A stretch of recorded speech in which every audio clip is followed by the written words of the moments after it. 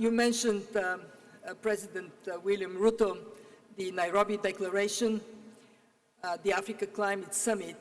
It was remarkable, bringing the continent to seek into the future a transformation of how energy is being supplied, how agriculture is being managed, how forest becomes an asset standing, not being chopped down.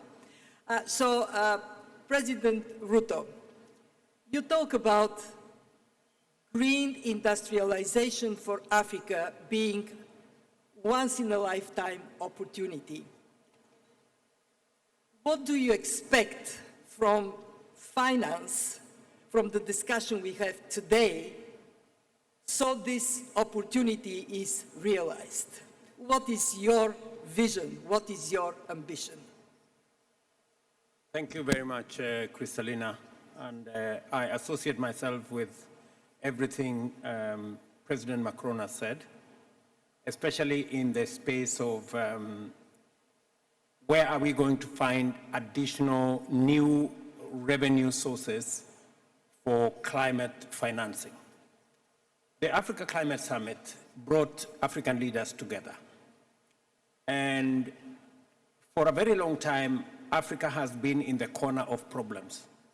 We're trying to move Africa from being in the corner of problems to the corner of solutions. And we stated very clearly that we have ideas, we have suggestions, we believe Africa has the greatest stake in contributing to the solution around climate change. And we got ourselves here, this problem of climate change, because of energy, fossil fuel energy. We will get out of here again because of energy, renewable energy. And that renewable energy is in abundance in Africa. And that is why we believe that we are very well positioned to be part of the solution to the challenge we have today, so that, as Macron says, no country is left between making a choice between development or climate action. So we made a conscious proposition in the Africa Climate Summit. Number one, we said we are positioning Africa with our assets, that Africa has huge potential. We have 60% of the world's renewable energy. We have 40% of the world's minerals that can be used for transition. We have the largest, maybe 2/3 of the world's uncultivated arable land.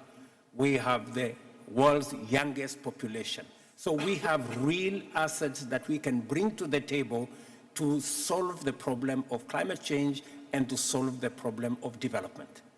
And that is why we said three things are therefore very important. With our assets, we believe that the solution going forward is how do we tap into the huge green energy opportunity, potential and opportunity in our continent. We're lacking technology and we are lacking capital. And therefore, three things come into the equation. Number one, how do we unlock the resources that have been committed? Whether it is in loss and damage, and I'm very happy that we've made progress in the last few days, thanks to UAE and other partners. How do we then look at the international financial architecture? How do we empower World Bank? How do we empower the IMF to do more concessional funding? How do we reorganize their governance so that those countries that did not exist, many of them in Africa, when the IMF and the World Bank were brought into being, how do we get them to have a say?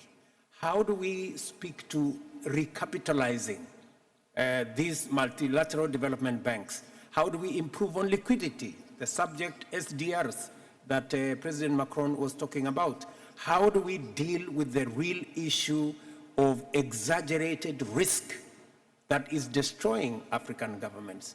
You know, how do we de-risk African investments, and how do we bring on board finances from the private sector? And therefore, ultimately, we came down to green industrialization is a big opportunity. Big opportunity, why? Because we have the green energy. We have the green raw materials, whether it is bauxite, whether it is steel, whether it is iron ore. We can export very many green products out of Africa, whether we are talking about bauxite, aluminium, steel, green products to Europe in terms of food products. So Africa has the potential. We have the opportunity. We have everything that we need to power our green industrialization. And that is the reason why we are very clear about what is lacking. That is climate finance. And that is why we are willing to go all the way to the launch we are going to make in this scope of a new framework, what we called in Nairobi a new global financing charter. We're going to have a global financing framework according to UAE, and we are going to have here another framework aligned, synergized, so that by next COP, we will have a new financial pact that brings on board resources. How do we collect additional resources? Is it tax? Is it carbon pricing? How do we leverage on carbon markets?